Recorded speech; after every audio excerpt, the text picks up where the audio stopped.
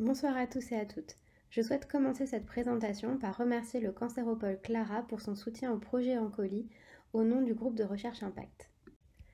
Ce projet repose sur une démarche de recherche qui se veut réellement communautaire.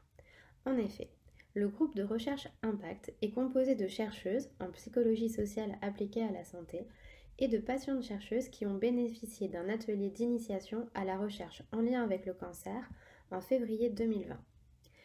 Depuis cette initiation à la recherche, nous avons travaillé ensemble pour construire le groupe de recherche Impact et c'est dans le cadre de ce collectif que nous avons identifié la thématique de recherche des troubles cognitifs comme étant porteuse pour la construction d'une recherche communautaire dans le champ du cancer. Nous nous sommes appuyés à la fois sur les attentes et les besoins des patientes chercheuses et sur des éléments de la littérature scientifique pour faire ce choix. Ce projet n'aurait donc pas pu voir le jour sans la participation active des patientes chercheuses et ce projet se démarque des autres par sa pertinence au regard des besoins issus du terrain.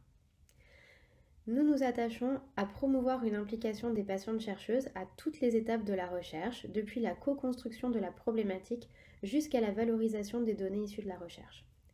Pour cela, nous avons développé des outils qui nous permettent de renforcer et d'évaluer la collaboration entre chercheuses et patientes chercheuses au sein du groupe de recherche. Le projet Oncoli propose une approche dyadique du vécu des troubles cognitifs liés au traitement du cancer du sein. On observe dans la littérature des plaintes cognitives à long terme présentées par les patientes atteintes de cancer du sein. De multiples processus cognitifs sont affectés, comme la mémoire ou la concentration, et de nombreux traitements vont être mis en cause, comme la chimiothérapie ou l'hormonothérapie. Pourtant, la littérature souligne également que ces plaintes cognitives sont insuffisamment reconnues et insuffisamment prises en charge. On sait que la détérioration des processus cognitifs est susceptible d'entraîner une dégradation de la qualité de vie des personnes qui les vivent.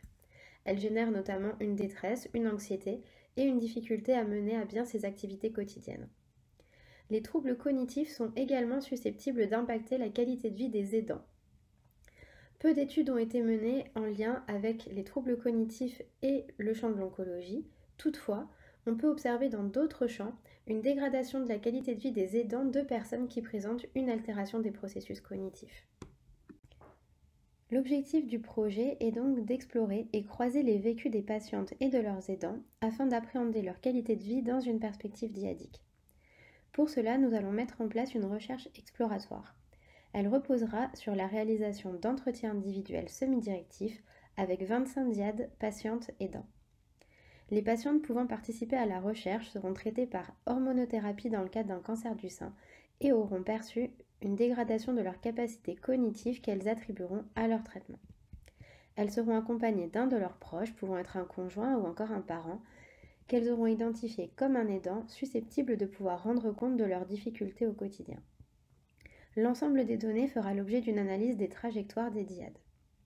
À l'issue de ce projet, nous souhaitons pouvoir proposer des préconisations concernant la prise en charge des patientes et de leurs proches et construire un projet de recherche interventionnelle visant à améliorer la qualité de vie des personnes concernées par les troubles successifs au cancer et à ses traitements, que ce soit des patients ou des aidants. Voilà, je vous remercie pour votre attention. Très bonne soirée.